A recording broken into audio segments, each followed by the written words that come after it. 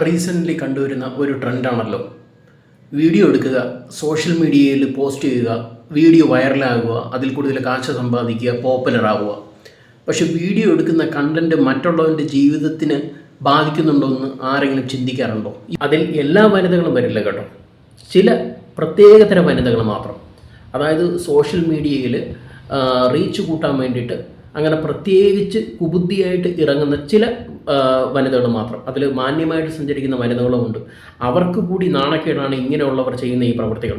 ഈയിടെ കോഴിക്കോടുള്ള മാന്യമായിട്ട് ഒരു കുടുംബത്തിൻ്റെ അത്താണിയായിരുന്ന ഒരു യുവാവിനെ ഇതുപോലുള്ള ഒരു കേസിൽപ്പെടുത്തി. ആ യുവാവ് ആ ഒരു വാർത്ത കാരണം അദ്ദേഹം ആത്മഹത്യ ചെയ്യുകയുണ്ടായി. കാര്യം അദ്ദേഹത്തിന് മാനനഷ്ടം എന്തായാലും ഉണ്ടായിരിക്കുമല്ലോ. കാര്യം അദ്ദേഹത്തിന് ഒരു കുടുംബമുണ്ട്. അദ്ദേഹത്തിൻ്റെ വയസ്സായ അച്ഛനെയും അമ്മയും പോറ്റിയിരുന്നത് അദ്ദേഹമാണ്. അദ്ദേഹം സമൂഹത്തിലുള്ള ആൾക്കാരെ ഫേസ് ചെയ്യേണ്ടതാണ്, സുഹൃത്തുക്കളെ ഫേസ് ചെയ്യേണ്ടതാണ്, റിലേറ്റീവ്സിനെ ഫേസ് ചെയ്യേണ്ടതാണ്, പാരൻസിനെ ഫേസ് ചെയ്യേണ്ടതാണ്. അപ്പോൾ ഇങ്ങനെ ഒരു വാർത്ത ലൈംഗിക അതിക്രമണം നടത്തി എന്ന് പറഞ്ഞ് ഈ എയറിൽ വിട്ട് സകലമാന സോഷ്യൽ മീഡിയയിലും പോസ്റ്റ് ചെയ്ത് അത് ഒരുപാട് ആൾക്കാർ കണ്ട് ലക്ഷക്കണക്കിന് ആൾക്കാർ കാണുമ്പോൾ തീർച്ചയായിട്ടും അദ്ദേഹത്തിനുണ്ടാകുന്ന മനോവേദന ആരെങ്കിലും ചിന്തിച്ചിട്ടുണ്ടോ? അപ്പോൾ അദ്ദേഹത്തിന് ആ ഒരു മനോവേദന കാരണം അദ്ദേഹം ആത്മഹത്യ ഉണ്ടായി. ആ നഷ്ടം ആ കുടുംബത്തിന് വേണ്ടി ആര് നികത്തും? ഇതിന് കാരണമായിട്ടുള്ള ഈ സ്ത്രീയെ തീർച്ചയായിട്ടും കേസിൽ അത് നല്ലൊരു രീതിയിലുള്ള ഒരു കേസ് പറഞ്ഞ് തീർച്ചയായിട്ടും അതിന് തക്കതായിട്ടുള്ള ഒരു ശിക്ഷ മേടിച്ചു കൊടുക്കണം എന്നുള്ളതാണ് എല്ലാവരുടെയും അഭിപ്രായം. അതായത് ബസ് എന്ന് പറയുമ്പോൾ മിക്സഡായിട്ട് യാത്ര ചെയ്യുന്നതാണ് കേരളത്തിൽ അറിയാം, സ്ത്രീകളും പുരുഷനും. അതിൽ സ്ത്രീകൾക്കായിട്ട് പ്രത്യേക സീറ്റുകളും ഇപ്പോഴുള്ള ബസ്സുകളിലെല്ലാം കൊടുത്തിട്ടുണ്ട്. എന്നാൽ പുരുഷൻ അങ്ങനെ ഒരു പ്രത്യേക സീറ്റില്ല. എന്നാൽ ഈ സ്ത്രീകൾക്ക് സ്ത്രീകളുടേതായിട്ടുള്ള സീറ്റിൽ മാത്രം ഇരുന്നൂടെ? അതല്ലാന്നുണ്ടെങ്കിൽ ഫ്രണ്ടിൽ മാത്രം സ്ത്രീകൾക്ക് നിന്നൂടെ? പുരുഷന്മാർക്ക് ബാക്കിലാണ് കൂടുതലും പുരുഷന്മാർ നിൽക്കുന്നത്. അപ്പോൾ ഈ പുരുഷന്മാർ നിൽക്കുന്ന സ്ഥലത്ത് വന്ന് നിൽക്കുമ്പോൾ ബസ്സാകുമ്പോൾ തിരക്കുണ്ടാവും. അപ്പോൾ തീർച്ചയായിട്ടും ഓടുന്ന ബസ്സാകുമ്പോൾ സാധാരണയായിട്ട് സഞ്ചരിക്കുന്ന ഒരു പുരുഷൻ്റെ കയ്യിലോ സ്ത്രീയുടെ കയ്യിലോ ഒക്കെ ഒരു ബാഗോ അങ്ങനെ എന്തെങ്കിലും സാധനം കയ്യിൽ കാണും. അപ്പോൾ വണ്ടി സഞ്ചരിക്കുന്നതിനനുസരിച്ച് തീർച്ചയായിട്ടും അവരനങ്ങും. അപ്പോൾ അനങ്ങുമ്പോൾ അവരുടെ ശരീരഭാഗങ്ങൾ കയറി തട്ടും. അപ്പം ഇതൊരു ക്വൈറ്റ് നാച്ചുറലായിട്ടുള്ള ഒരു സംഭവമാണ്. അതിൽ പർപ്പസ്ഫുള്ളി ചെയ്യുന്നവരുണ്ടായിരിക്കും, ഇല്ലയെന്ന് പറയുന്നില്ല. പക്ഷേ അത് മുതലെടുത്തുകൊണ്ട് ഇങ്ങനെ ഒരുപാട് യുവാക്കളെ ഈ ഒരു കള്ളക്കേസിൽ പെടുത്തി ഒരു വീഡിയോ അതുപോലെ കള്ളക്കേസിൽ പെടുത്തുകയും അങ്ങനെ ഒരു വീഡിയോ എടുത്ത് ഈ പറയുന്ന പോലെ ഇൻസ്റ്റാഗ്രാം, ഫേസ്ബുക്ക്, യൂട്യൂബ് പോലുള്ള സോഷ്യൽ മീഡിയയിലെല്ലാം ഇൻസ്റ്റാൾ ചെയ്ത് വ്യൂസ് ഉണ്ടാക്കി വൈറലായി പോപ്പുലറായി കാശ് സമ്പാദിക്കുന്ന ഒരു രീതിയാണ് ഇപ്പോൾ കണ്ടുവരുന്നത്. ഇതിനെങ്ങനെ തടയിടാമെന്നുള്ളതാണ് ചിന്തിക്കേണ്ടത്. ഇതിന് സർക്കാരും അല്ലെങ്കിൽ കോടതിയും മുൻകൈ എടുത്ത് തീർച്ചയായിട്ടും ഒരു പുതിയൊരു നിയമം എന്തെങ്കിലും കൊണ്ടുവരേണ്ട ഒരു ആവശ്യകത വളരെ വലുതാണ്. കോഴിക്കോട്ടുണ്ടായ ഒരു സംഭവം നമുക്ക് എടുക്കാം, ആ ഒരു വീഡിയോ എടുക്കാം. ആ ലേഡി ആ ബസ്സിൽ നമുക്ക് കണ്ടാലറിയാം വലിയ തിരക്കൊന്നും ഇല്ല എന്നുള്ളത്.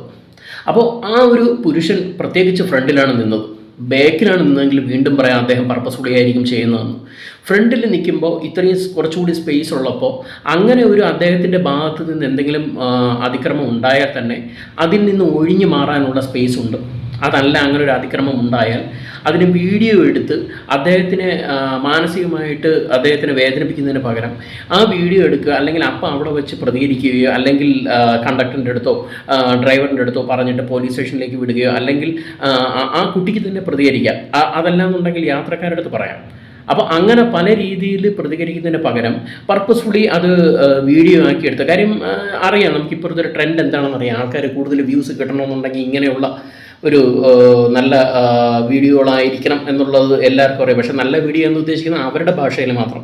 പക്ഷേ ഇത് വളരെ നെഗറ്റീവായിട്ടുള്ള വീഡിയോ, മറ്റുള്ളവൻ്റെ ജീവിതം തകർക്കുന്ന വീഡിയോ ആണെന്നാണ് സമൂഹത്തിലുള്ള ഒരു തീർച്ചയായിട്ടുമുള്ള ഒരു എല്ലാവരും കരുതുന്നൊരു കാര്യം.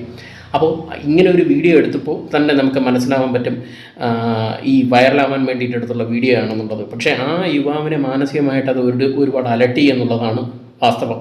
അതുകൊണ്ടായിരിക്കാം അദ്ദേഹം ആത്മഹത്യ ചെയ്തത്. തീർച്ചയായിട്ടും ഇങ്ങനെയുള്ള ഈ ഒരു പ്രവണത ഇല്ലാതാക്കേണ്ടത്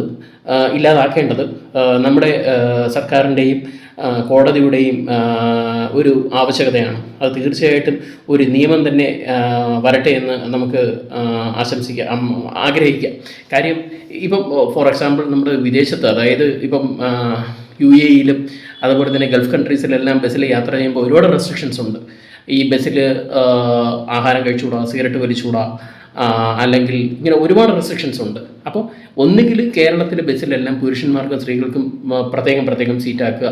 അതല്ല എന്നുണ്ടെങ്കിൽ നിന്ന് യാത്ര ചെയ്യാൻ അനുവദിക്കരുത്. എല്ലാവരെയും സീറ്റിൽ ഇരുന്ന് യാത്ര ചെയ്ത് പുരുഷൻ മാത്രം ഇരുന്നാൽ മതി, സ്ത്രീകൾ മാത്രം ഇരുന്നാൽ മതി ഒരു സൈഡ്. അപ്പോൾ ഈ പ്രശ്നം ഉണ്ടാവില്ലല്ലോ. അതങ്ങനെ അല്ലാത്ത പക്ഷം ഇങ്ങനെ തീർച്ചയായിട്ടും ഒരുപാട് പുരുഷന്മാർ ഇനിയും ബലിയാടാവാൻ സാധ്യതയുണ്ട്, ഇതിനെതിരെ ഒരു കർശനമായ നിയന്ത്രണം അല്ലെങ്കിൽ നിയമം കൊണ്ടുവന്നില്ലെന്നുണ്ടെങ്കിൽ.